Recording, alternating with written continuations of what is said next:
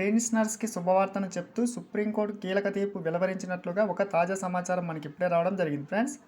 So దానికి సంబంధించిన పూర్తి వివరాలు చూద్దాము. వీడియో స్కిప్ చేయొద్దండి. మన ఛానల్ని ఫస్ట్ టైం చూస్తుంటే ఖచ్చితంగా ప్రతి ఒక్కరు సబ్స్క్రైబ్ చేసుకోవడానికి ప్రయత్నం చేయండి. అలాగే మీకు వీడియో నచ్చితే తప్పకుండా లైక్ చేయండి ఫ్రెండ్స్. లైక్ చేయడం వల్ల ఇటువంటి ఇంపార్టెంట్ న్యూస్ మరింత మందికి చేరుతుంది. ముఖ్యంగా మన పెన్షనర్స్ అందరికీ ఈ వీడియో చేరుకునే అవకాశం అయితే ఉంటుంది. తాజా సమాచారం అయితే చూస్తున్నాం. ఈపీఎస్ సుప్రీంకోర్టు అని చెప్పి ముఖ్యంగా ఈపీఎస్పై సుప్రీంకోర్టు ఒక సంచలన తీర్పు విడుదల చేయడం అయితే జరిగింది. ముఖ్యంగా పెన్షన్దారులందరికీ ఇది ఒక భారీ గుడ్ న్యూస్గా చెప్పుకోవచ్చు. చూస్తున్నాం ఈపీఎస్ 2014ను సుప్రీంకోర్టు సమర్థించింది ఫ్రెండ్స్. సో ఈపీఎస్ సవరణపై సుప్రీంకోర్టు తాజా తీర్పుతో 15,000 కన్నా ఎక్కువ వేతనం పొందుతున్న పింఛన్దారులకు అందరికీ అదిరిపోయే శుభవార్త ఇక్కడ చూస్తున్నాం. 2014 సెప్టెంబర్ 1 కన్నా ముందు గతంలో అత్యున్నత న్యాయస్థానం తీర్పు మనకి వెలువరించడమే జరిగింది.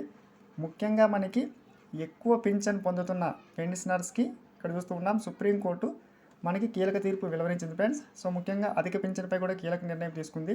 ఈపీఎఫ్ఓ ఆశ్రయించిన అనంతరం సుప్రీంకోర్టును ఈ తీర్పు అయితే వెలువరించింది. ఇక్కడ చూస్తూ ఉన్నాం. ఇప్పుడు మళ్ళీ సుప్రీంకోర్టు ఇచ్చిన తాజా తీర్పుతో పింఛన్దారులకి ఈ ప్రయోజనం వర్తింప చేయాలా వద్దా అన్న సందిగ్ధంలో అయితే ఈపీఎఫ్ఓ అయితే ఉంది ఫ్రెండ్స్. సో ముఖ్యంగా 2026 నుంచి అధిక పింఛన్ అయితే మనకి ఇవ్వబోతున్నారు. ఇక్కడ చూస్తున్నాం.